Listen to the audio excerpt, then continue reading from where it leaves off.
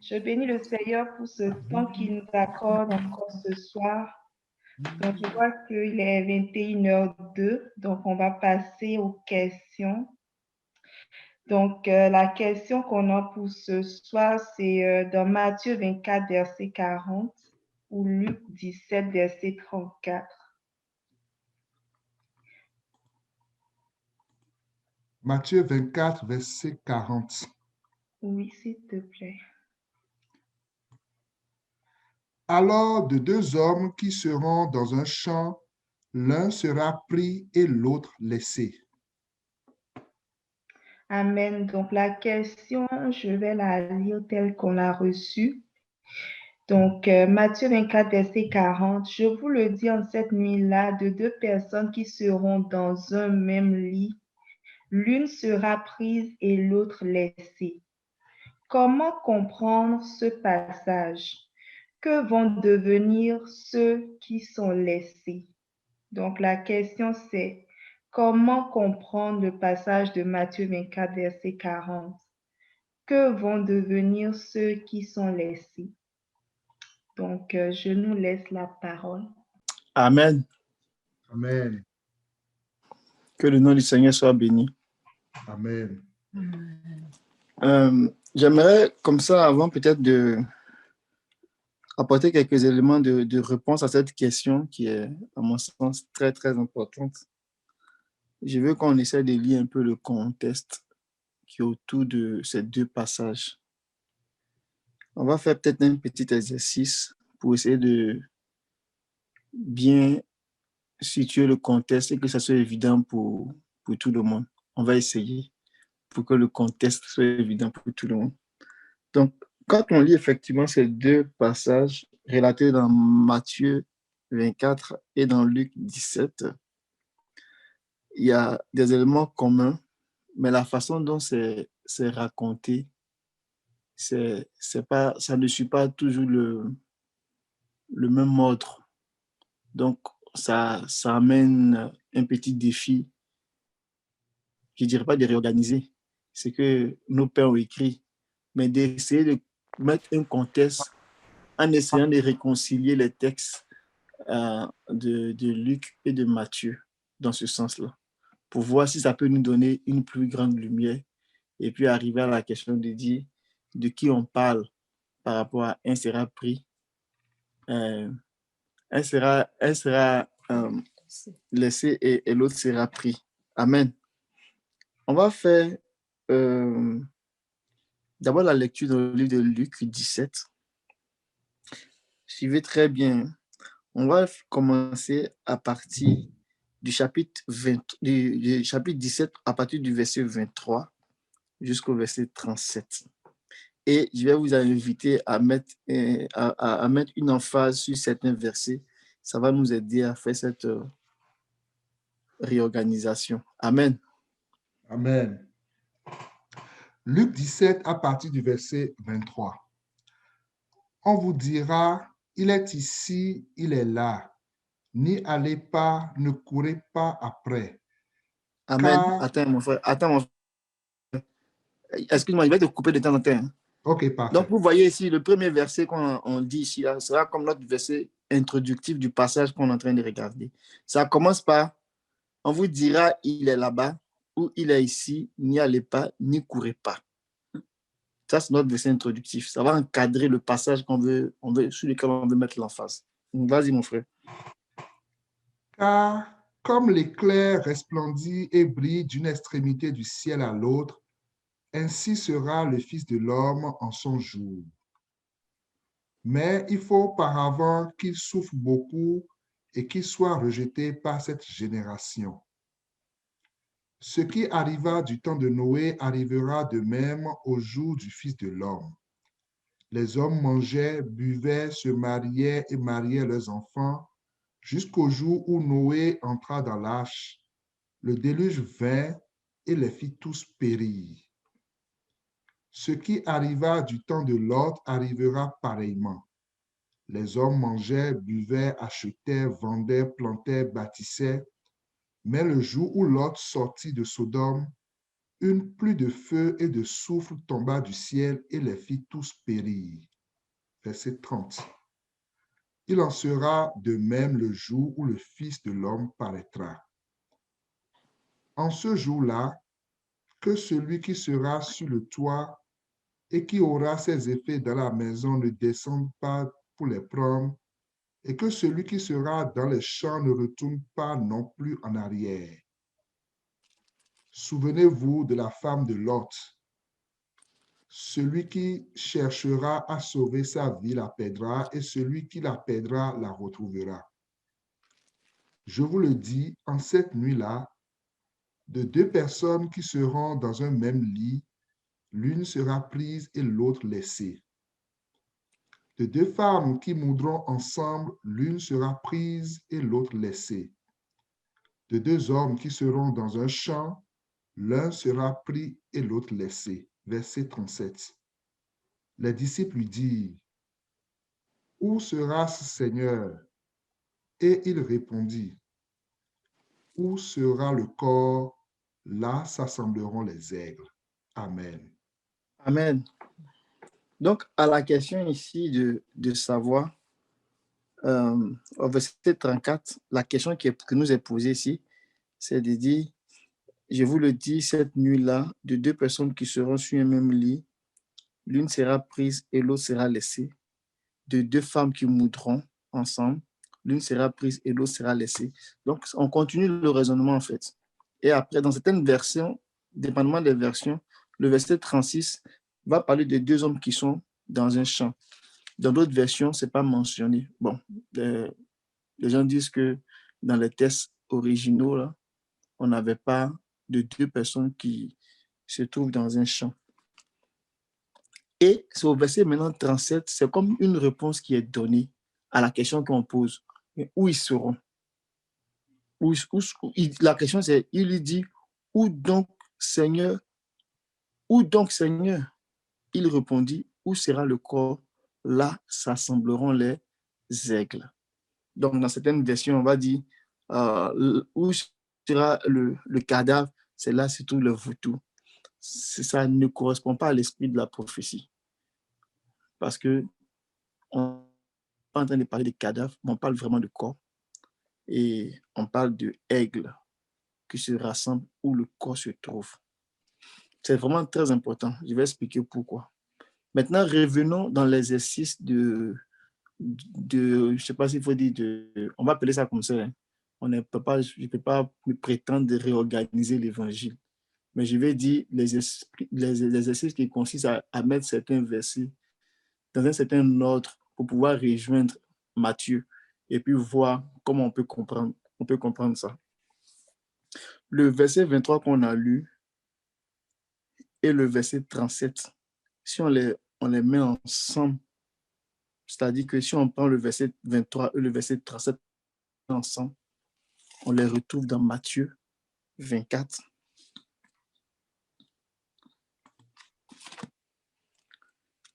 Regardez par exemple, prenons le verset 23, verset 24 et le verset 37 de Luc, là, les trois versets. Si on va dans Matthieu 24, on lit le verset 26, le verset 27 et le verset 28.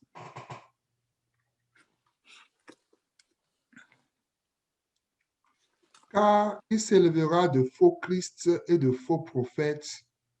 Ils feront de grands prodiges et des miracles au point de séduire, s'il était possible, même les élus. Voici, je vous l'ai annoncé d'avance. Si donc on vous dit, voici, il est dans le désert, n'y allez pas.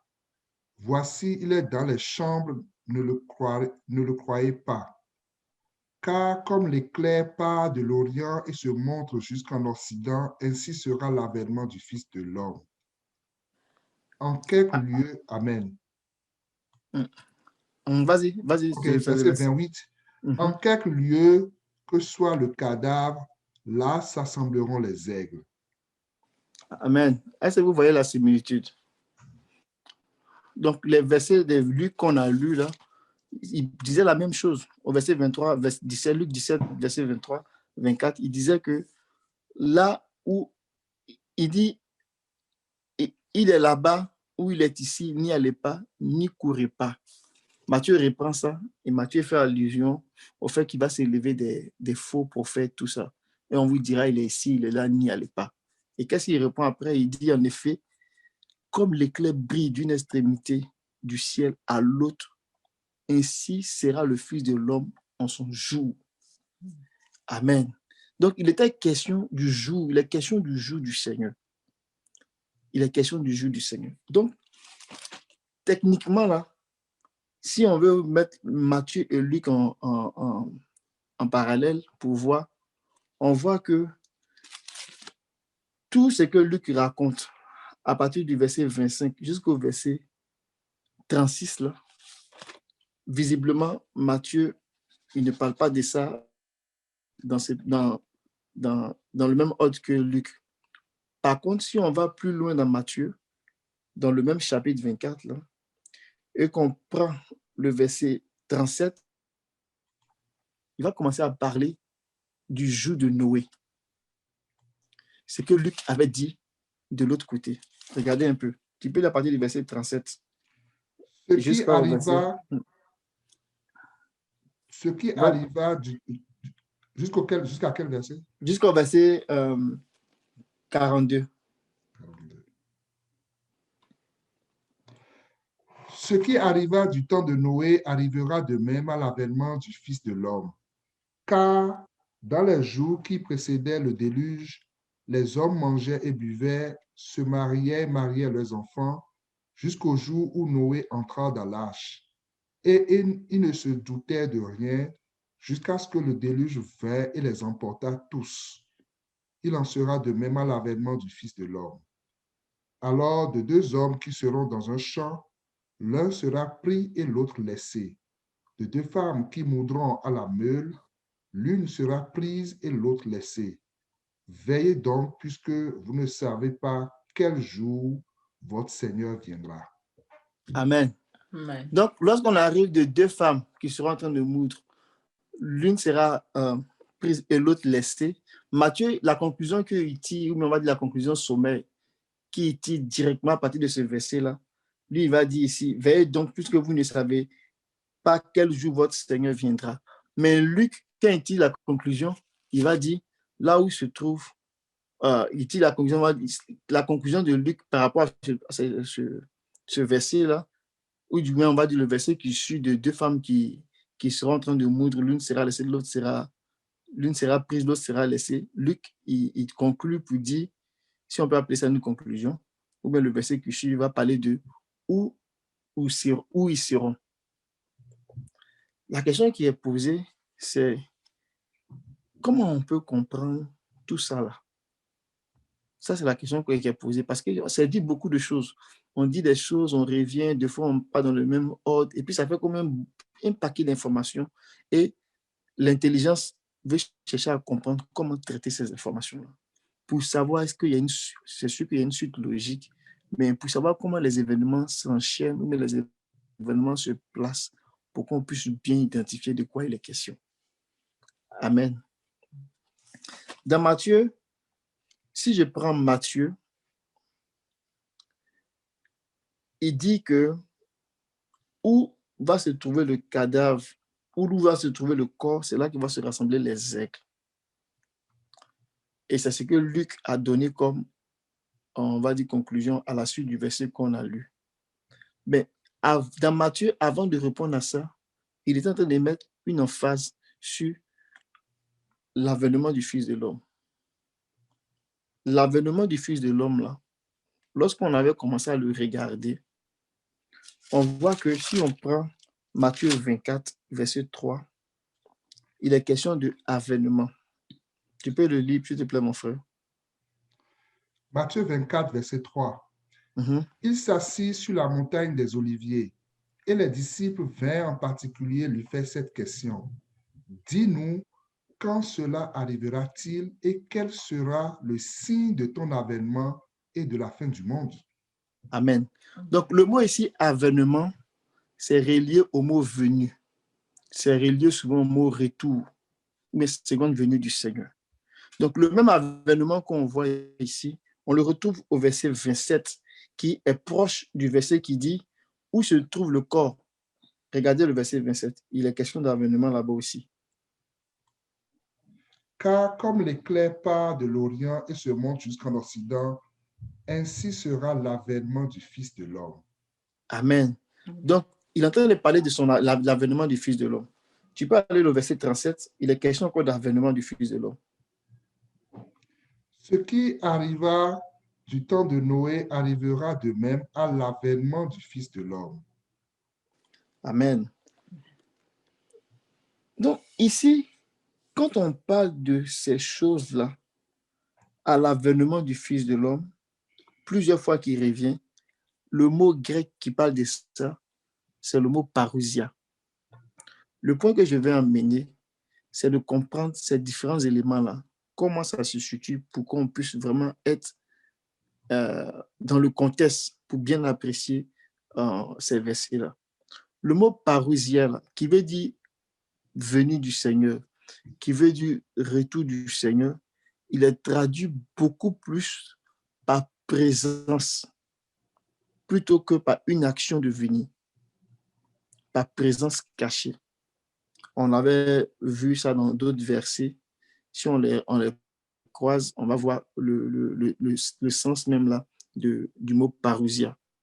Si on reste là-dedans, ça sera un peu trop long, mais regardez la définition dans cet esprit-là. Parousia, ça veut dire présence. Donc, à l'avènement du Fils de l'homme, ce qui fatigue un peu les gens, c'est que avènement, venu, retour, dans la plupart des temps, quand on a été enseigné par le passé, si je peux dire ça comme ça, on a toujours associé ce jour-là à un jour comme 24 heures. Donc, quand on dit, mais le Seigneur va venir, je me rappelle qu'il y a des gens même qui disaient que le Seigneur, ils ont donné même des dates. Et à cette date-là, le Seigneur n'est pas venu. Et puis, ils se sont rendus compte que, bon, ça sera peut-être à une autre date. Ils ont changé, ils ont fixé d'autres dates. Et même quand tu lis, quand il dit, personne ne connaît le jour, l'heure, tout ça, on dit, non, ça c'est sûr que c'est peut-être un lundi, ou bien samedi, ou bien un jeudi. L'avènement du Seigneur, ce n'est pas un jour, le jour de l'avènement, ce n'est pas associé à un jour de 24 heures. C'est associé à une période de temps. On va lire ça dans Luc. Dans Luc 17, le verset 26. Donc ça, c'est la première chose que je veux établir. Je veux établir que l'avènement du Seigneur, le retour du Seigneur, qui est lié au fait qu'on dit un sera pris et un autre sera laissé, qui va se faire au jour du Seigneur, ou bien à l'avènement du Seigneur. Il faut qu'on comprenne c'est quoi qui est avènement. C'est ça que j'ai en train d'expliquer. Est-ce que vous me suivez? J'espère que vous n'êtes pas perdu. Vous me suivez. Amen. Parce qu'il fait nuit, on est fatigué, tout ça, mais suivez-moi bien. On est en train d'expliquer un sera pris, un sera laissé. Et le un sera pris, un sera laissé, on montre que ça se fait dans le contexte de l'avènement du Fils de l'homme. Maintenant, je vais montrer que l'avènement du Fils de l'homme, qui est traduit par le retour du Fils de l'homme, la venue du Fils de l'homme, ça ne va pas se faire en un jour, comme un jour de 24 heures. Ça va se faire sur une période. Donc, si ça va se faire sur une période, comment on peut comprendre le un sera pris, un sera laissé? Parce que la tendance, c'est de dire, on est là, et puis comme ça, on disparaît un coup, un est pris, un est laissé. Et ça fait très souvent penser à la doctrine de l'enlèvement. C'est important de préciser ça parce que aujourd'hui, selon l'esprit de la prophétie, la chose que l'Église attend, il y a plusieurs niveaux là-dedans. La chose que l'Église attend, c'est l'établissement du royaume. Mais pour que le royaume soit établi, le Seigneur va venir prendre l'Église et il va mener l'Église à un niveau de glorification. Et quand l'Église sera glorifiée, l'Église va se trouver dans cet état de gloire. Dans la gloire que lui, il a, l'Église va régner avec lui. Donc, c'est parce qu'on attend le royaume qu'on va passer par la glorification pour régner. Maintenant, avant d'arriver à la glorification, il y a un certain nombre d'événements qui vont se mettre en place et qui vont expliquer le contexte, qui vont s'expliquer par le contexte de l'avènement du Fils de Dieu pour aller vers la glorification en vue de l'établissement du royaume. C'est pour cela que nous disons que la période de l'Église, là, elle peut être perçue sur deux périodes, deux sous-périodes. Depuis la première venue du Seigneur jusqu'à la seconde venue du Seigneur. Et à partir de la seconde venue du Seigneur jusqu'à l'établissement au règne du Seigneur, le Seigneur dans son règne. Mais la transition entre la seconde venue et le règne, on peut zoomer, et c'est là-dedans qu'on va voir qu'il y a trois périodes, trois sous-périodes qui vont expliquer comment la première période, comment la période de l'évangile, l'âge de l'évangile finit, qui correspond à la fin des nations, pas à la fin du monde, mais à la fin du temps des nations. Mais ça sera marqué par l'avènement qui est expliqué par le mot parousia, présence du Seigneur, dans un premier temps. Et ensuite, il va embarquer une autre période qui est appelée l'épiphania, où le Seigneur va se révéler, va se dévoiler, et par une autre période qui va maintenant ouvrir sur l'âge de l'établissement. Ces nuances, ces subtilités-là, si on ne les a pas en l'esprit, il est difficile de percevoir, de bien comprendre c'est quoi l'avènement du Seigneur. Donc, si je reviens à ce que je disais, je suis en train d'expliquer que la parousia, qui est le temps, qui est la présence cachée du Seigneur, que le Seigneur va venir, mais il va venir dans un temps où il va se cacher avant de se révéler pour que la gloire soit accordée à l'Église, afin que l'Église règne avec lui. C'est vraiment important. Il y a vraiment une histoire, les choses sont bien claires, que le Seigneur nous donne son esprit pour vraiment avoir la clarté de ces choses-là, pour que notre espérance, ce en quoi on croit là, ça soit vraiment clair. Parce que si l'espérance est fausse, on croit dans des faux trucs, dans des fausses doctrines, dans des faux messages, on va croire en vain. Il faut qu'on puisse avoir la bonne espérance pour pouvoir rentrer dans les bonnes choses que le Seigneur nous a réservées. Amen. Donc, dans Luc 17, le verset 26. Ce qui arriva du temps de Noé arrivera de même au jour du Fils de l'homme. Ça, c'est vraiment important.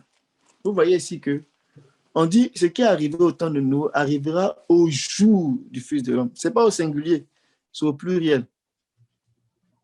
Ça laisse entrevoir que ça va se passer sur une période de temps. C'est pour cela que le Seigneur, pour qu'on puisse bien imprimer cela, il a donné deux images fortes, c'est comme, on va dire deux paraboles, mais c'est des réalités. Je vais dire Noé, c'est pas une parabole. En tant que tel, Noé, le monde de Noé existait, l'âge existait. L'âge de Noé est une réalité. Sodome et Gomorrhe, c'est une réalité. En général, les gens vont dire non, l'histoire n'a pas de traces. Bon, on va laisser les morts enterrer leurs morts. Mais le Seigneur lui-même s'est sorti de sa bouche. Il a parlé de Sodome, il a parlé de Gomorrhe, il a parlé de Noé. Ça veut dire que c'est vrai. Donc, ces deux images-là, il prend pour expliquer que au jour de l'avènement du Fils de Dieu, Amen, au jour, c'est une période, en ces temps-là, de la présence cachée de Dieu, il y a un certain nombre d'activités très, très, très croissant, d'activités qui vont se faire dans la période du jour du Fils de Dieu, pour que les choses puissent aller dans leur accomplissement. Et parmi ces activités-là, il y en a beaucoup. On peut citer plusieurs activités. Par exemple, au cours de cette activité-là, le Seigneur va restaurer l'Église.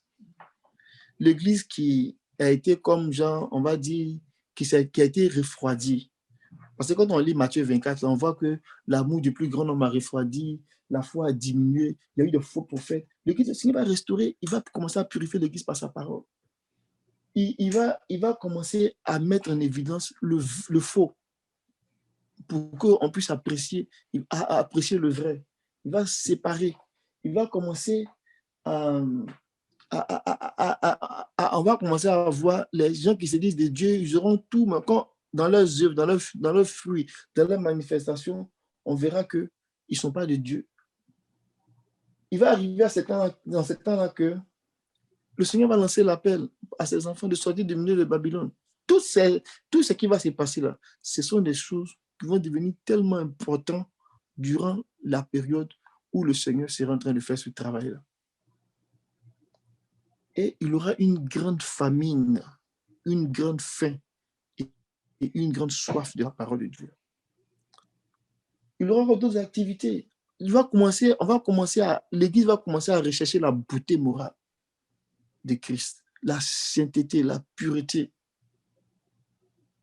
Ce soupir-là, c'est comme si les gens, on veut rentrer dans l'accomplissement des mystères de Dieu. Donc, il aura un soupir vraiment de posséder la nature de Christ. Et ça s'explique par le fait qu'on sera dans la fête de l'expiation qui va précéder la fête du tabernacle, qui va parler de quoi? De la glorification du corps. Est-ce que vous voyez un peu la logique? Amen. Donc, l'Église va dans une certaine logique, en fait. On évolue dans une certaine logique. Ça ne va pas s'arrêter là. Il va se développer un puissant contexte de ministère prophétique. Ce n'est pas le ministère, tu vas voyager demain. Ou bien, je vois que tu vas te marier. Ça, ce sont les grâces que le Seigneur nous a données. Mais je ne parle pas de ça. Des ministères prophétiques de la parole de Dieu qui est en train de nous préparer vers le changement de notre corps. Donc, la lumière de la parole, là, ça sera encore très, très, très, très, très important. La lumière sera très importante pour essayer de nous montrer comment ça va se faire. Parce qu'il a dit que on va vaincre la mort. Et ce n'est pas tous qui vont connaître la mort de la tombe, mais de leur vivant même là, ils vont rentrer dans l'immortalité. Ces choses-là, ça va se passer comment? C'est la parole prophétique qui va venir jeter un grand éclairage là-dessus pour que ces choses-là soient accessibles. Donc, on est en train d'aller vers une situation où les fils de Dieu vont se révéler. Quand on dit que la terre souffre des douleurs de l'enfantement, jusqu'à ce que les fils, on se vers ça qu'on... Amen. Pour que quoi? On atteigne le point final, qui est la délivrance du péché, la délivrance de la présence du péché, pour aller posséder le corps incorruptible et le corps immortel. Donc, il y a un voyage, il y a un mouvement. Donc, gardons ça en arrière-plan pendant qu'on est en train d'expliquer ces versets-là. Donc, il y aura un certain nombre d'activités qui va se faire au cours de la parousia. Et l'une des activités qui se fait au cours de la parousia, qui est en lien avec ces versets qu'on est en train d'expliquer là, c'est le caractère de la famine. C'est pour cela qu'il dit que quand ils seront enlevés là, où ils vont partir, il dit là où se trouve le corps. C'est là que les aigles vont se rassembler. Ils vont pour un festin. Ils vont pour manger. Mais c'est en lien avec le verset. Ils vont commencer à le chercher. Alléluia. Ils vont commencer à chercher Christ. Or, l'apôtre Paul dit, Jésus, là, si on l'a connu selon la chair, on ne le connaîtra plus selon la chair. Il dit, si vous l'avez connu, on le dit dans 2 Corinthiens 5.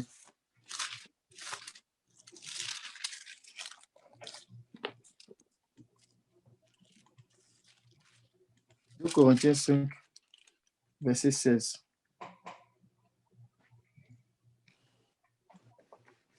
Ainsi, dès maintenant, nous ne connaissons personne selon la chair, et si nous avons connu Christ selon la chair, maintenant, nous ne le connaissons plus de cette manière. » Quand on lit ce verset-là, en tout cas, tu le lis une fois, tu réfléchis, tu le lis 2 fois, tu le lis 3 fois. Il dit, si on a connu, Paul dit, si vous avez connu Christ, vous qui étiez là vivant, vous avez vu Jésus qu'on a crucifié là, si vous l'avez connu selon la chair, on l'appelait fils de Joseph ou bien enfant de Marie, ce Jésus, ce Christ que vous avez connu selon la chair, là, depuis sa résurrection, là, oubliez ça. C'est fini. Il n'y a plus un Christ selon la chair. Quand on vous parle de Christ maintenant, là, comprenez que Christ, Jésus, là, c'est lui qui est la tête. Mais le reste du corps, là, c'est ceux qui ont cru. Ça veut dire que on est rentré dans un mystère qui ne va plus revenir en arrière. Ça va pour se développer, pour s'accomplir. Donc, quand on parle de Christ, ils sont en train de chercher Christ selon la chair. Il ne peut pas être dans un désert. Il ne peut pas être dans un lieu. Mais il sera où? Ce sera le corps. C'est un mystère. Mais ce mystère-là sera rendu clair pour chacun de nous. Donc, il va arriver un temps, pour ne pas dire qu'on est dans ce temps-là, où le Seigneur est en train d'élever un corps de personnes. Ils seront au-dessus des dénominations. Quand on dit sortir de Babylone, ça, ce sont les petits enseignements pour nous faire réaliser qu'on est en train de partir loin, quoi. Donc, sortons de la plaisanterie, des affaires où on adore Dieu, puis on s'amuse là. Sortons de là, élevons-nous. C'est ça qu'on est en train de dire, en fait. Et quand les gens commencent à prendre conscience, ils voient que vraiment, il faut qu'ils cherchent Dieu d'une certaine façon très sérieuse. Donc, ceux-là, le Seigneur est en train de les rassembler. Mais ça va se faire par un grand ministère prophétique. Quand il parle de l'éclair qui va briller de l'Orient vers l'Occident, ainsi sera l'avènement du Fils de l'homme là. Pendant la parousia, il aura un grand ministère prophétique qui va venir comme éclairer les gens, éclairer ceux qui cherchent Dieu. La lumière sera croissante, va augmenter. Et ceux-là, ils vont commencer à se rassembler. Les gens même là qui ne se connaissent pas vont commencer parce qu'ils cherchent Dieu. Ils sont même dispersés partout. Ils ont le même esprit. Ils vont comprendre que Dieu n'est plus dans les religions où les gens cherchent leur nom, les gens cherchent à se faire voir, ils cherchent à se faire plaisir, à bâtir leur royaume. Ils vont commencer à sortir un à un. Ils vont commencer à chercher les chemins de Sion. Amen. Ils vont commencer à interroger, mais où se trouve le chemin de Sion? Parce que l'esprit va commencer à les pousser vers ce mouvement-là, la vraie adoration de Dieu. Amen. Et c'est ça qui est en train de se passer. Et je vais terminer avec ces deux images-là pour dire que au temps de Noé, là, l'arche qui était là, c'était Christ. Noé a travaillé son salut. L'arche qu'il est en train de faire là, c'est ça qui était la présence de Dieu dans ce moment. Et Dieu disait, le monde était devenu tellement mauvais, son esprit ne pouvait plus rester dans l'homme, qui va détruire le monde. Mais ceux qui vont avoir ce cœur-là, qui sera en train de chercher Dieu, qui vont prendre au sérieux les choses de Dieu, ils peuvent venir se réfugier dans cette hache-là. Parce que le jugement va s'abattre. Et la Bible dit que Noé a trouvé grâce au jeu de Dieu. Amen. Noé a pris au sérieux. Hébreu dit, il a pris au sérieux les paroles du Seigneur. Et il allait se réfugier dans l'arche, se réfugier dans Christ. Donc, Noé était sur la terre quand le jugement est arrivé. Noé n'est pas parti quelque part. Noé s'est caché dans l'arche. Quand le jugement est arrivé et le jugement a secoué le premier monde, ceux qui sont restés et puis qui ont vu dans le nouveau monde-là, c'est ceux qui étaient dans l'arche. Amen. Donc, il prend ça pour nous expliquer, pour dire que le Fils de l'homme s'en vient. Le Fils de l'homme s'en vient. Tous les êtres qui seront là où se trouve le corps, là, quand le monde sera secoué, là, c'est eux qui vont voir le monde à venir. Et c'est pour ça qu'il dit que ce qui arrive au temps de Noé arrivera au temps du Fils de l'homme. Il donne notre image, l'image de Lot. Que vous voyez ce qui s'est passé. Au temps de Lot, les gens étaient mauvais. Ça a suscité la colère de Dieu. Et Dieu devait juger. Et les gens faisaient ce qu'ils voulaient. Mais quand le jugement est venu, on a vu comment Lot a été épargné. C'est la même chose. Donc, le temps de la parousia, là, c'est un temps où il y aura beaucoup de mouvements, on va dire dans le monde spirituel, dans le monde de l'Église. Et un de ces mouvements-là, c'est qu'il y aura une grande famine. D'un côté, du côté de ceux qui sont infidèles, et puis de l'autre côté, ceux qui sont fidèles, qui cherchent Dieu là, Dieu va les rassembler, il va les rassembler dans un corps. Donc, où les gens vont partir là, ils vont dans le corps. Ils vont dans le corps où se trouve la nourriture, où se trouve la parole prophétique, où se trouve l'arche, où se trouve toute la richesse, toute la beauté de Christ, pour que le travail que Dieu est en train de faire, ce travail de la nouvelle création qu'il a commencé par la nouvelle naissance, là, ce travail-là se fasse dans un secret. Ça s'accélère parce que bientôt, après la parousia, il y aura l'épiphania, la révélation, où le voile sera enlevé. Donc, il faut qu'il protège ce corps-là, de personnes-là, et puis qu'il fasse ce travail de pureté, de sainteté, de séparation, de cette vie pour Dieu, de consécration. Dieu a besoin de ça, parce qu'il est en train de faire une autre création. Donc, il y a une séparation dans l'Église en vue de l'achèvement, de l'accomplissement de la nouvelle création. Donc, je vais m'arrêter là pour dire que, tout simplement, un sera pris, l'autre sera laissé. Ce sont les activités qui se font dans l'Église du temps de la parousia, où Dieu, il sépare pour amener ceux qui le cherchent là, vers où se trouve la nourriture pendant les temps de famine, pour aller manger comme les aigles. Et quand on parle ici des aigles, là, c'est pour souligner le caractère très, très, très prophétique. Amen. Vraiment très, très, très prophétique. Il y a beaucoup de choses à dire là-dessus, mais on va laisser ça comme ça. Mais pour vous faire comprendre que c'est la parole prophétique là, qui va nous faire rentrer là, dans ce que Dieu est en train de faire. Quand on parle de rentrer, là, on est en train de dire simplement que pour achever le travail de la dernière création, pour hériter du corps divin, du corps glorieux, là, il y a un cheminement que Dieu suit. Et c'est la parole prophétique qui sera l'un des puissants moyens que Dieu va utiliser pour nous faire rentrer là-dedans. L'esprit et la parole pour rentrer là-dedans. Donc, je vais m'arrêter là et je pense que les frères qui auront aussi des contributions par rapport à ce verset-là. Et que c'est ça qui est important qu'on doit savoir. Ce qui est important, c'est où nous on s'en va. Nous, où est-ce qu'on s'en va? C'est ça qui est important pour nous. Qui est laissé, qui est pris? Quel que soit l'endroit dans lequel on met, on veut savoir qui rentre dans l'arche. Qui est resté, qui est laissé, qui est pris. On veut savoir qui est sorti et qui devait aller se cacher dans les montagnes. Même si après l'autre, il a traîné, il ne voulait pas aller, mais il devait aller se cacher dans les montagnes. C'est ça qui est important, dans la hauteur. Donc, le Seigneur met l'accent sur le fait qu'on doit s'élever dans ces temps-là. Quand ces temps-là vont arriver, là, on doit s'élever. Que le Seigneur nous bénisse. Amen. Amen. Amen. Donc, je ne sais pas s'il y a d'autres interventions. Amen. Amen. Que le Seigneur soit béni pour ces enseignements très puissants que nous recevons autour de cette question. Je voudrais emboîter le pas au frère Alain pour aller un peu dans le même sens, pour dire que la question, là, le verset qui fait l'objet de la méditation, s'inscrit dans un appel à la vigilance que le Seigneur adresse à son peuple. Et on peut le voir déjà à partir du verset, dans Matthieu 24, verset 36.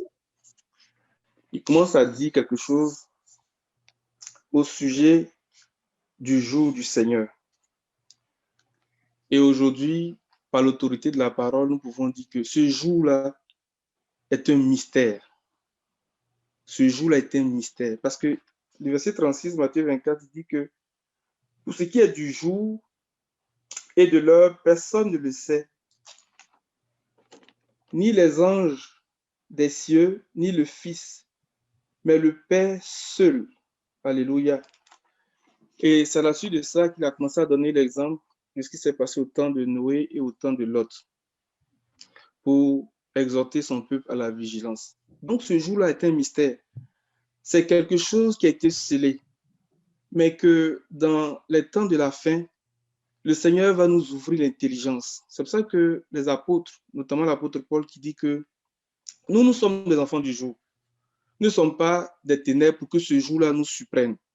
Parce qu'effectivement, dans le message du Seigneur, dans Matthieu 24, dans Luc 21, il dit que ce jour-là va venir à l'improviste. Ce jour-là va surprendre les gens, comme les douleurs de l'enfantement. qui surprennent la femme enceinte. Amen. Et lorsque le Seigneur commence à dire ces choses-là, quand on regarde le passage de Matthieu 24, verset 26, verset 27, jusqu'au verset 31, on peut voir au moins 2 niveaux que le Seigneur fait ressortir. Il dit, à partir du verset 29 par exemple, il dit aussitôt après ces jours de détresse. Donc le Seigneur parle d'une période de détresse. Alléluia. Il dit après ces jours de détresse, il va y avoir quelque chose qui va se passer. Et après ce qui va se passer, au verset 30 dit, alors le signe du Fils de l'homme paraîtra dans le ciel. Mais avant de revenir là-dessus, ce que je voudrais faire remarquer, c'est que lorsqu'il commence à développer ces choses en parlant de l'époque de Noé et l'époque de Lot, il dit que les gens vont commencer à chercher et désirer avoir un seul des jours du Fils de l'homme. Et il explique les choses comme au temps de Noé, au temps de Lot. Mais au verset 37 dans Luc 17, le Seigneur dit que les disciples lui posent la question de savoir, mais les disciples lui disent, où cela se passera-t-il, Seigneur? Il répondit, là où sera le corps, là se rassembleront aussi les aigles. Parce que dans la version d'Arby, c'est bien dit. Quand on regarde dans la version d'Arby, ce verset est bien dit, on ne dit pas le cadavre, on dit le corps. Alors, moi, ça vient me chercher et ça vient m'amener à réfléchir. Les gens sont en train de demander, tu es en train de dire aux gens que les jours qui ont précédé la venue du Seigneur, ou bien les jours qui ont précédé le déluge, au temps de Noé, voici ce qui s'est passé. Les gens se mariaient, les gens ne se doutaient de rien, comme à l'époque de Lot. Et là, les disciples posent la question, mais où cela va se passer? En lien avec le fait qu'un sera pris, un sera laissé. Où cela va se passer? Moi, logiquement, dans mon raisonnement humain, je me dirais, OK, en disant ça, peut-être la question qui sortirait, c'était de dire, mais où est-ce qu'ils vont partir ou bien qui va être pris, qui va être laissé, des choses comme ça. Mais dit, où cela va se passer? Où cela va se passer pour dire, mais un sera pris, un sera laissé, un sera pris, un sera laissé. Où cela va se passer? Et puis il dit que là où sera le corps, là aussi vont s'assembler les aigles. Et quand on prend ce bout-là, comme il est dans Matthieu 24, comme le frère Alain le fait remarquer, à partir du verset 27, le verset 27 et puis le verset 28 s'inscrivent dans la même idée. Il dit, car comme l'éclair part de l'Orient et se monte jusqu'en Occident, ainsi sera l'avènement du Fils de l'homme. En quelque lieu que soit le corps, là s'assembleront aussi les aigles. On retrouve le passage de Luc 17, verset 37. Donc, essayons de démêler un peu ces choses-là à partir de Matthieu 24, en considérant le fait qu'il dit aussitôt après ces jours de détresse. Donc, il va y avoir une période de détresse. Quelles sont ces périodes de détresse-là? C'est ça qu'il a commencé à dire lorsqu'il a commencé à répondre aux questions des disciples dans le verset, à partir du verset 3. Il a parlé d'un temps de séduction. Il a parlé d'un temps de conflit. Il a parlé d'un temps de famine. Et il a parlé d'un temps de peste. Ou bien il a dit qu'il y aura des pestes. Ce sont les douleurs de l'enfantement. Ça, là, on peut dire que c'est la petite tribulation. C'est pour ça que dans Luc 17, le verset 24, regardez ce qu'il va dire. En effet, tout comme l'éclair resplendit et brille d'une extrémité du ciel à l'autre, ainsi sera le Fils de l'homme dans son jour. Verset 25. Mais il faut auparavant qu'il souffre beaucoup et qu'il soit rejeté par cette génération. Mais le Seigneur est déjà mort, il est ressuscité. Mais quand il dit il faut auparavant qu'il souffre beaucoup, en lien avec sa seconde venue, mais de quoi est-ce qu'il parle? Mais il est en train de parler de l'Église qui va connaître des temps de tribulation, des temps de douleur. Il est en train de parler des douleurs de l'enfantement. Le verset 25 de Luc 17 là est en train de dire que le monde et l'Église va connaître des moments difficiles en lien avec ce qu'il avait commencé à dire dans Matthieu 24 à partir du verset 4, quand il a commencé à répondre à la question des disciples. il faut auparavant que le Fils de l'homme souffrit beaucoup et qu'il soit rejeté. Dans 1 Samuel 8, le verset 7, lorsque Israël a commencé à demander un roi, la Bible dit que Samuel était vraiment irrité. On va lire ce passage-là. Et le Seigneur a dit à Samuel, ce n'est pas toi qu'il rejette, mais c'est moi qu'il rejette parce qu'ils ne veulent plus que je règne sur eux. Alléluia.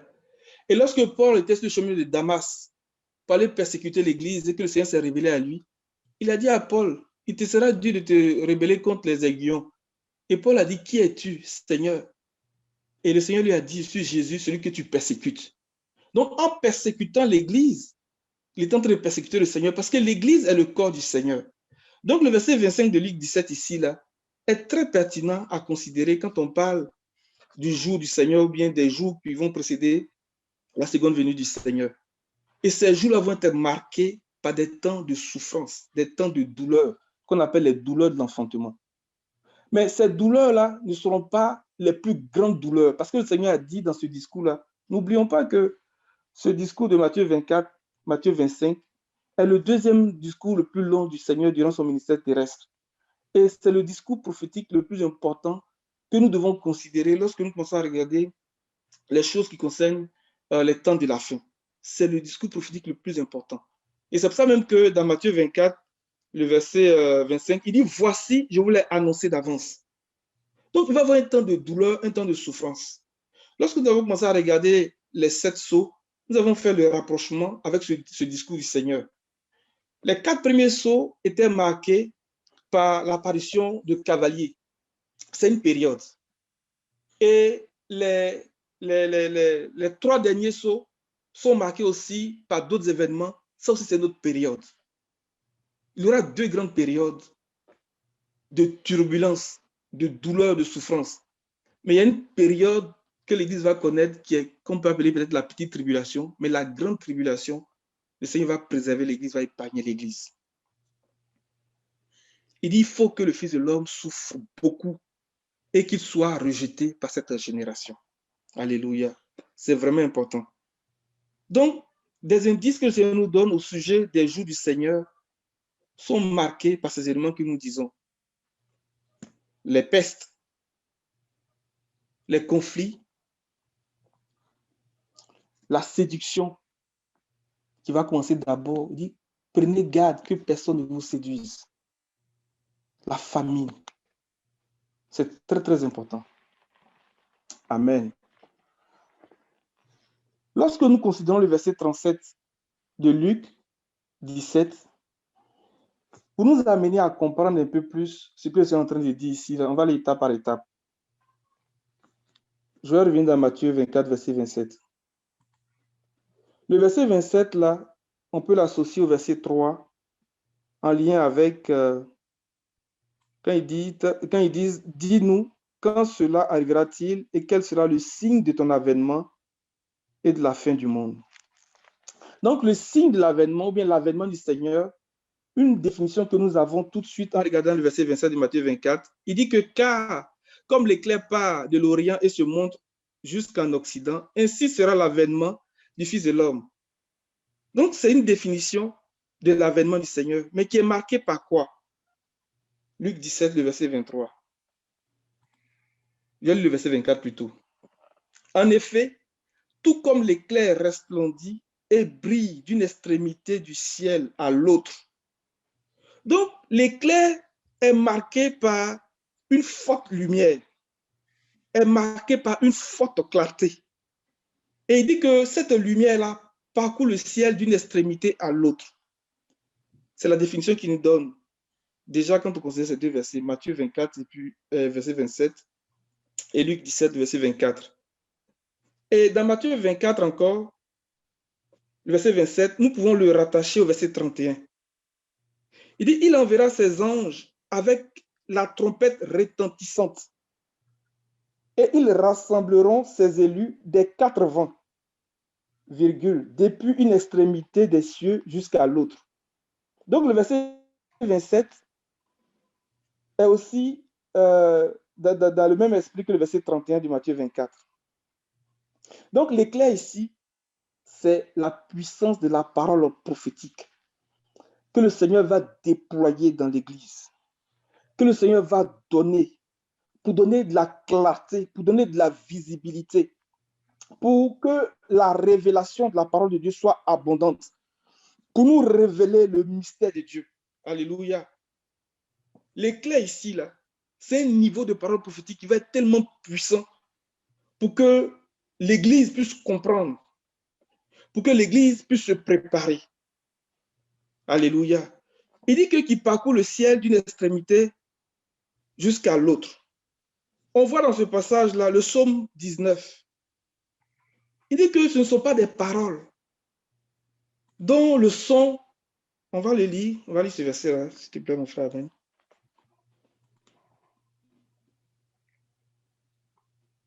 Psaume Psaume 19. 19, verset 1. Au chef des chantres, psaume de David. Les cieux racontent la gloire de Dieu et l'étendue manifeste l'œuvre de ses mains. Le jour en instruit un autre jour, la nuit en donne connaissance à une autre nuit. Ce n'est pas un langage, ce ne sont pas des paroles dont le son ne soit point entendu. Leur retentissement parcourt toute la terre, leurs accents vont aux extrémités du monde. Alléluia. Vas-y. Où il a dressé une tente pour le soleil. Alléluia. Il a dressé une tente pour le soleil. Il est en train de nous parler du mystère de la glorification. Regardons bien encore Matthieu 24, verset 31. Il enverra ses anges avec la trompette retentissante. Et ils rassembleront ses élus des quatre vents, depuis une extrémité des cieux jusqu'à l'autre. Luc 17, verset 37 dit que les disciples lui disent, où cela se passera-t-il, Seigneur? Il répondit, là où sera le corps, là se rassembleront aussi les vautours. Donc, on dit que c'est la trompette retentissante qui va rassembler ses élus. Je reprends le verset 37 de Luc 17. Je le lis dans la version d'Arby. Les disciples lui disent, où cela se passera-t-il, Seigneur? Il répondit, là où sera le corps, là se rassembleront aussi les aigles. Mais ils vont se rassembler comment? La trompette retentissante. Par l'éclat de la parole prophétique, par la puissance de la parole prophétique, par la révélation de la parole prophétique. Nous avons dit au début que le jour du Seigneur, c'est un mystère.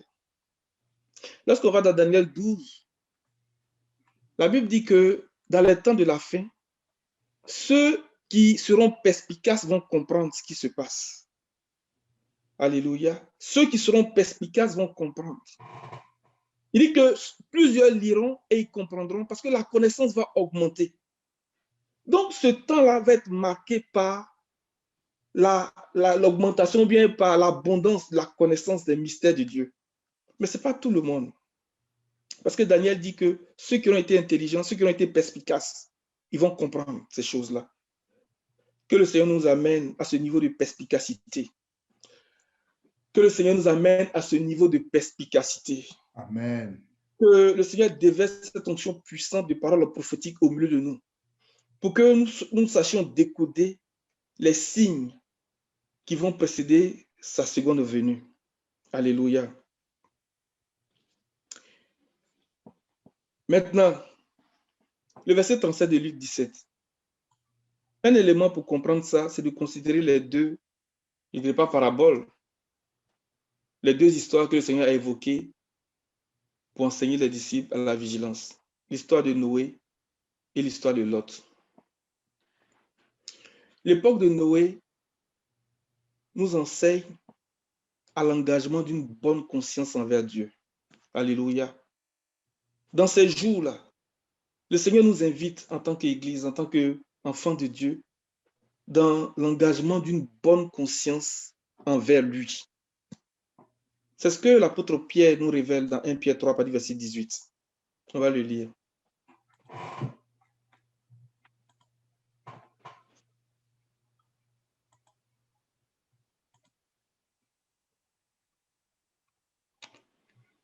Christ aussi a souffert une fois pour les péchés, lui juste pour des injustes, afin de nous amener à Dieu, ayant été mis à mort quant à la chair, mais ayant été rendu vivant quant à l'esprit, dans lequel aussi il est allé prêcher aux esprits en prison qui autrefois avaient été incrédules lorsque la patience de Dieu se prolongeait au jour de Noé pendant la construction de l'arche dans laquelle un petit nombre de personnes, c'est-à-dire 8, furent sauvées à travers l'eau.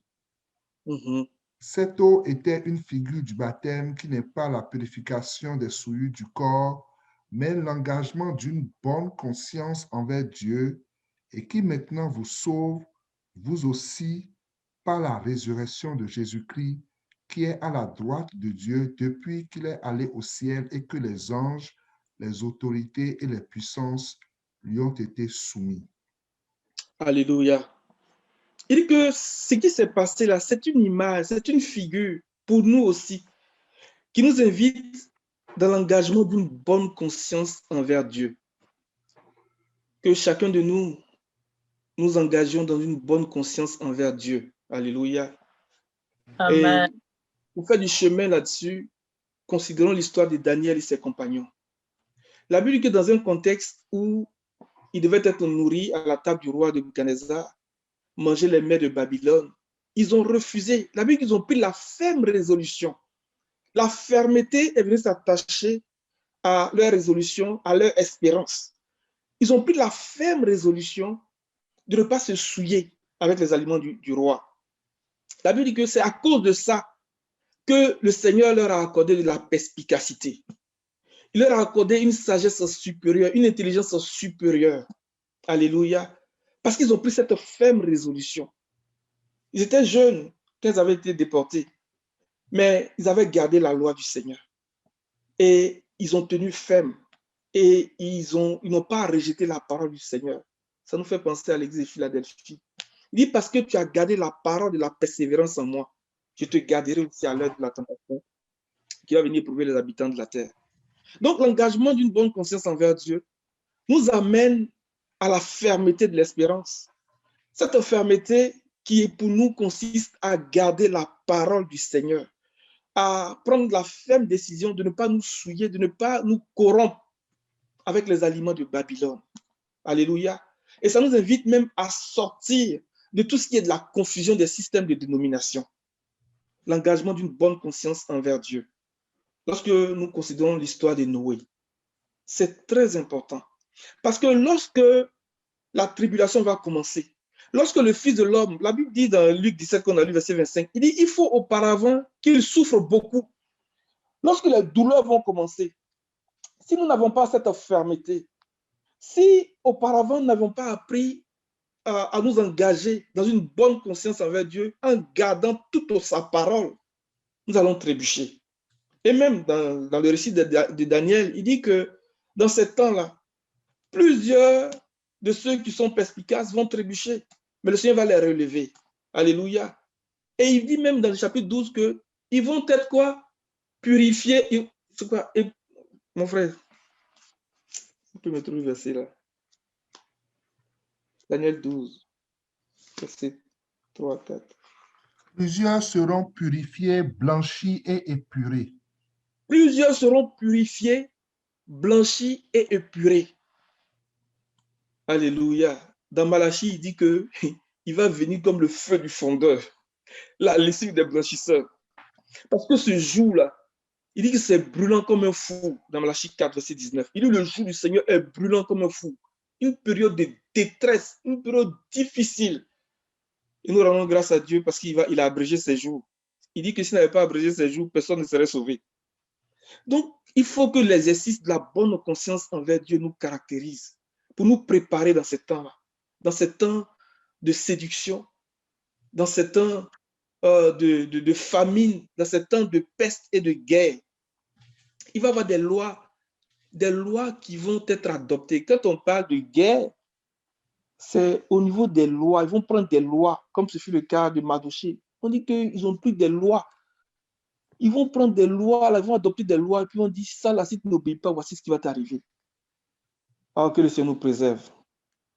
Que le Seigneur nous préserve. Amen. Une petite parenthèse que je veux faire pour vous faire remarquer quelque chose. Dans Isaïe, le Seigneur avait dit qu'il il ne va plus frapper la terre comme ce qu'il a fait au temps de Noé. Mais dans ce récit-là, il rappelle l'époque de Noé. Mais toi-même, tu dis que tu ne vas plus faire venir le déluge sur la terre. Ce ne sera plus par les eaux du déluge que tu vas juger la terre.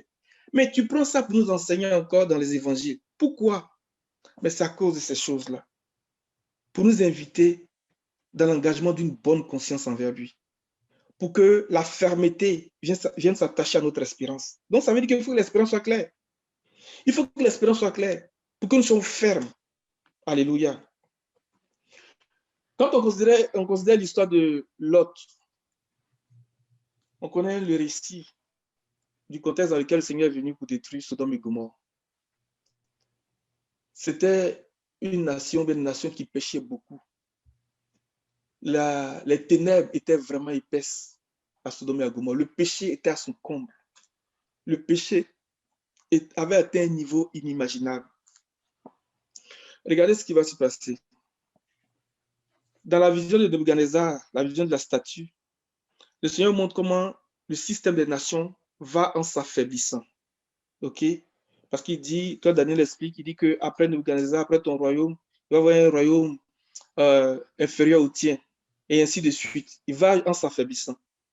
Mais lorsque Daniel nous rapporte son rêve dans Daniel chapitre 7, il montre comment l'état bestial, bien l'état animal de l'homme va dans le sens de la croissance. C'est-à-dire que ça va de mal en pire. L'homme devient comme la brute. Est-ce que nous voyons un peu le parallèle entre ces deux images? Il commence à présenter 4 royaumes, 4 bêtes. Mais les bêtes-là vont, j'ai envie de dire, du moins puissant au plus terrible. Dans les temps de la fin, il y aura 2 natures. La nature de Christ qui va se révéler pleinement dans les fils de Dieu, alléluia, et la nature du diable qui va se révéler aussi pleinement dans les fils du diable. Et ils seront comme des bêtes, des brutes. Quand on parle de bête, on parle de brute, c'est un animal qui est indomptable. C'est fini, il a la marque, on ne peut rien faire pour lui. Alléluia. Et ce qui prévalait à Sodome et à Gomorrhe, ça ressemble un peu à ça. Des gens avaient atteint un niveau de perversité qui était inimaginable. Mais lorsque les anges arrivent à Sodome, ils disent à Lot, prends tous ceux qui t'appartiennent ici et sauve-toi parce que l'Éternel va détruire la ville. Ils ont donné des instructions bien précises à Lot. On va aller lire ça dans Genèse 19.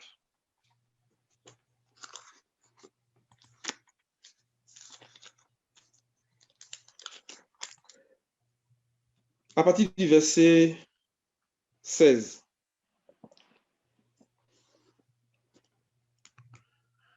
Et comme il tardait, les hommes le saisirent par la main, lui, sa femme et ses 2 filles, car l'Éternel voulait l'épargner. Ils l'amenaient et le laissaient hors de la ville. Après les avoir fait sortir, l'un d'eux dit, « Sauve-toi pour ta vie, ne regarde pas derrière toi et ne t'arrête pas dans toute la plaine. Sauve-toi, Amen. Vas-y, finis, s'il te plaît. Sauve-toi vers la montagne de peur que tu ne périsses. » Ce verset 17 est tellement important. Regardez bien, il dit, après les avoir fait sortir, l'un d'eux dit, « Sauve-toi pour ta vie. Ne regarde pas derrière toi. » Le Seigneur, dans ce qu'il disait là, il dit que celui qui est sur le toit ne revienne pas en arrière. Que celui qui est dans les champs ne rentre pas dans la ville. C'est une image, c'est un langage. Pour dire que, comme il est dit dans Hébreu, il dit que si le juste revient en arrière, je ne prends point plaisir en lui. On va lire ça. Donc, quand le Seigneur dit, sauve-toi, ne regarde pas en arrière. Dans Hébreu 10, on lit à partir du verset 36. Je lis rapidement. Oui, vous avez besoin de persévérance pour accomplir la volonté de Dieu et obtenir ainsi ce qui vous est promis. Encore bien peu de temps, et celui qui doit venir viendra. Il ne tardera pas. Et le juste vivra par la foi. Mais s'il revient en arrière, je ne prends pas plaisir en lui. Il dit, sauve-toi. Sauve-toi sauve-toi pour ta vie. Ne regarde pas derrière toi et ne t'arrête pas dans toute la plaine. Donc, d'abord, ne regarde pas derrière toi. Donc, c'est la foi. Il faut avoir la foi. Il dit, si le juste revient en arrière, je ne prends pas plaisir en lui. Il dit, quant à nous, nous ne faisons pas partie de ceux qui reviennent en arrière pour leur perte, mais de ceux qui ont la foi pour le salut de leurs âmes. Or, que notre foi ne défaille pas, que notre foi soit solide, que notre foi, j'ai envie de dire même, devienne espérance. Parce que la Bible dit que la foi, c'est la ferme espérance des choses qu'on espère et une démonstration de celles qu'on ne voit pas. Que notre foi devienne fermeté de l'espérance. Amen. Pour nous donner l'assurance. Amen. Ne pas que Amen. nous revenions en arrière. Alléluia. Que notre foi devienne vraiment espérance. Je continue dans Genèse 19, verset 17. Le deuxième bout. Il dit, ne regarde pas derrière toi et ne t'arrête surtout pas, ne t'arrête pas dans toute la plaine. Et regardez bien, la plaine, c'est là-bas où Lot était, dans Genèse 13. Ce qui a été l'occasion de chute pour lui. 13, verset 10. Je lis rapidement, mon frère, parce qu'il est déjà 22 heures.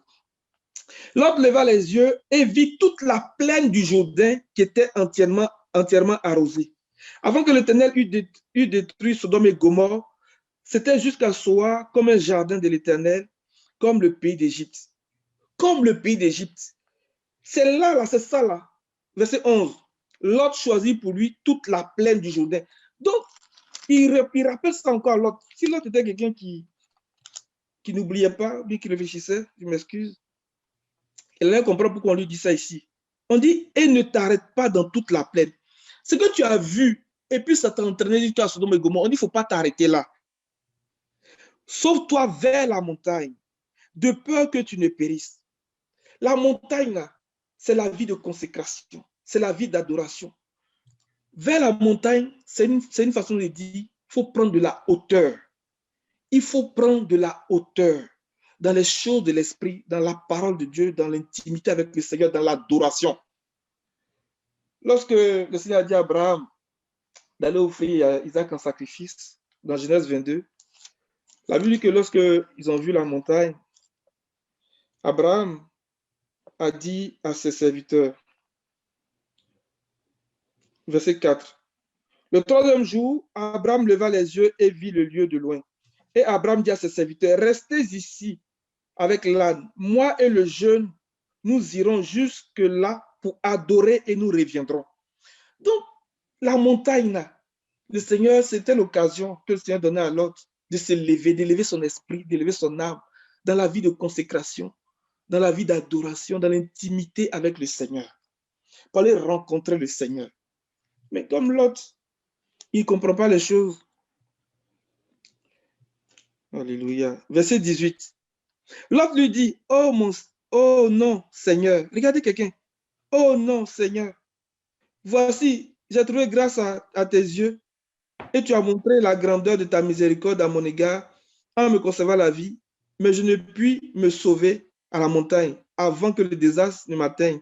Je périrai. Voici, cette ville est assez proche pour que je m'y réfugie. Elle est petite. Oh mon Seigneur, oh que je puisse m'y sauver. N'est-elle pas petite? Et que mon âme vive. On dit, va dans la montagne. Il dit, oh non, je ne peux pas arriver là-bas avant que le désastre m'atteigne. Permets-moi de me réfugier ici. Et que le Seigneur nous garde des raisonnements, des arguments qui ne tiennent pas la route. Bien souvent, le Seigneur nous invite à la vie de consécration, à la vie d'adoration, de l'intimité avec lui. Mais nous trouvons des arguments pour dire, Seigneur, vraiment, moi, je ne peux pas gêner. Vraiment, Seigneur, tu vois, j'ai beaucoup de travail. Seigneur, je ne peux pas. Laisse-le faire de matin qu'à midi, et puis c'est correct. Il dit, va dans la montagne, prends de la hauteur. Que le Seigneur nous aide, les amis. Que le Seigneur nous aide vraiment. Déjà, à travers l'histoire de Noé, que le Seigneur évoque, que le Seigneur nous donne de nous engager dans une bonne conscience envers lui. Et que nous serons fermes, nous serons solides, que nous gardions la parole de la persévérance pour traverser cette période de turbulence que l'humanité va connaître. Parce que les jours du Seigneur vont être précédés vraiment des douleurs. Mais si nous nous engageons dans une bonne connaissance avec le Seigneur, nous allons traverser ces choses-là dans la vie de prière, dans la vie de consécration. Alléluia. Alléluia. Amen. Que le Seigneur nous aide, que le Seigneur nous fasse grandir ensemble, que le Seigneur nous fortifie. Je vais lire un dernier passage, puis je vais m'arrêter. Dans Job 37.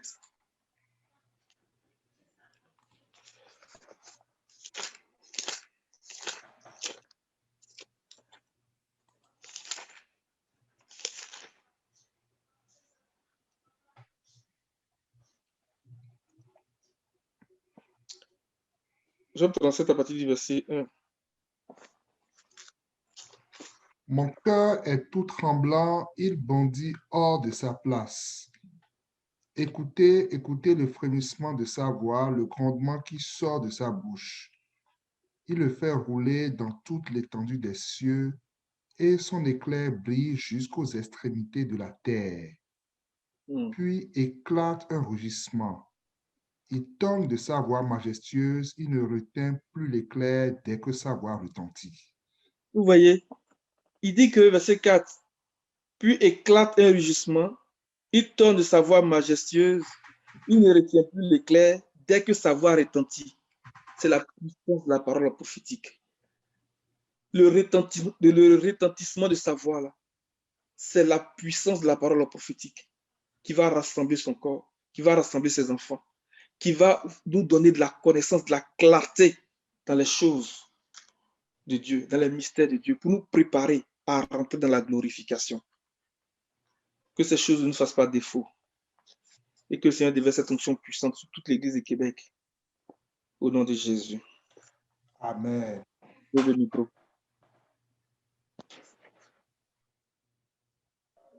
Amen. Amen. Nous bénissons vraiment le Seigneur pour toutes ces interventions. Et vraiment, ma prière, c'est que le Seigneur fasse de nous des aigles, vraiment qu'on puisse monter vraiment pour aller à cette montagne-là, monter avec le Seigneur. Je pense qu'il est 22h15. Donc, je pense qu'on va bénir le Seigneur tous ensemble. On va dire merci au Seigneur pour tous ces éclaircissements que le Seigneur nous donne sur sa parole. Donc, on a vraiment vu qu'il y a deux grandes phases dans l'avènement du Seigneur. Ce n'est pas un jour comme un jour de calendrier, mais c'est vraiment une période de temps, en fait. Et que le Seigneur nous aide vraiment à se préparer pendant cette période-là. Donc, on va bénir le Seigneur, on va dire merci au Seigneur pour cet enseignement et demander au Seigneur de nous éclairer encore. S'il y a encore des zones d'ombre, que le Seigneur lui-même nous enseigne, parce qu'il dit dans sa parole que le Saint-Esprit nous enseignera toutes choses, que le Seigneur nous donne son esprit de sagesse et de révélation et Amen. qu'il illumine vraiment les yeux de nos cœurs, qu'on puisse comprendre en fait, on puisse vraiment comprendre les choses du Seigneur. Élevons la voix et prions au nom de Jésus.